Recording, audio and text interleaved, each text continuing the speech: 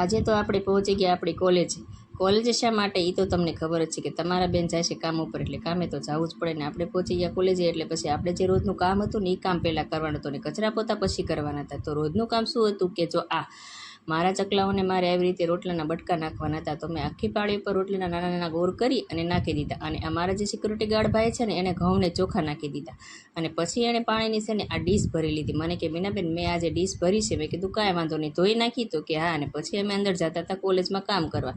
તો અમે કોલેજમાં કામ કરવા જતા હતા ને તો મારી નજર ક્યાં પડી ગઈ કે આ અમારી સડક ઉપર સાઈડમાં અમારે બહુ ઝાડવા હતા. પણ કોને ખબર જીસીબી ફેરવીને આવી રીતે સરસ મજાનું એક સાઈડ કરી નાખ્યું. હવે ને આ બીજું કામ કાંક કરવાનું લાગે છે એટલે આવી રીતે સરસ કરી નાખ્યું મેદાન. તો મેં કીધું મસ્ત થઈ ગયું. તો આ સાઈડે જીસીબી ફેરવી દે ને તો સરસ મજાની સડક થઈ જાય.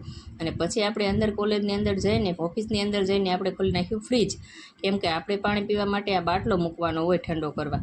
ને મારે છે ને ગરમ થઈ જાય ને પાણી એટલે હું 2 બાટલા લઈ જાઉં. તો એક ફ્રીજમાં મૂકું ને એક બહાર રાખું. અને પછી મેં કીધું લાવો મારી પેપ્સીને જોઈ લઈએ. તો મેં કીધું આ પેપ્સી મૂકી હતી ને તો એક પેકેટ મારું પેક હતું અને એક તોડી લેતું.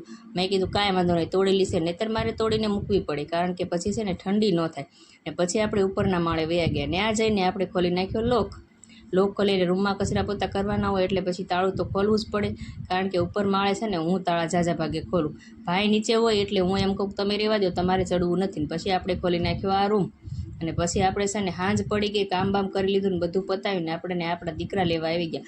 પણ એ લેવા આવવા નહોતા કારણ કે હું વહી ગઈ હતી ઘરે હાલીને ગઈ તો મારો ફોન પડ્યો રહ્યો અહીંયા ઓફિસમાં. હવે શું કરવું?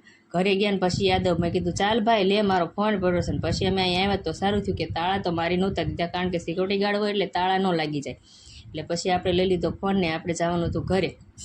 તો મારો દીકરો મને કે મમ્મી આ લોકેશન કેટલું સરસ મજાનું છે. મેં લાઈને તો એનો આપણે વિડીયો ઉતારી લેવીને આપણે આપણા યુટ્યુબરને બતાવી બધાને. મેં કીધું ફેમિલીને તો કે હા મમ્મી ઉતારી લઈને. પછી તો આપણે બાઇક ઉપર બેસીને ઘર બાજુ રવાના થઈ ગયા.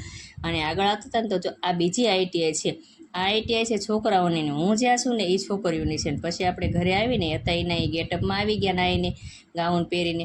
અને પછી મેં કીધું હાલ્યો આને કીધું પૈસા ગણો મારા ગલ્લાના. તો મને કે શાના? મેં કીધું કેન્ટીનના. તો કે હા એ તો મારે જ ગણવાના હોય. એટલે આપણે એને આપી દીધા પૈસા ને એ પછી પૈસા ગણવા બેસી ગયા. ને એ ગણતા હતા ને એટલે મેં એમ કીધું કે તમે અંદરથી કટકી ન કરતા હો. તો મને હોય કે સાની બાની બેઠી ગયા હું તારા પૈસા બચાવું છું. મેં તો હા એ સાચી વાત. મને કે તું હાથ છૂટી છો ને તું વાપરી જશો. મારે યાર એ મસ્તી કરતા હતા. ને પછી આપણે જવાનું હતું એક દાદી અમારે અહીંયા ગુજરી ગયા હતા સાધુ એના કારણ કે અમે સવારે નહોતા ગયા એટલે મેં કીધું હાંજે એના મોઢે જઈ આવી. તો અમે આવી સાડી પાછી પહેરી લીધી. અને પછી અમારે મારી યારે બેન આવે ને અમારે બેને જવાનું હતું. પછી અમે ત્યાં જવા નીકળવાના. એટલે જય માતાજી અને આવજો બધાય. Tata bye bye see you.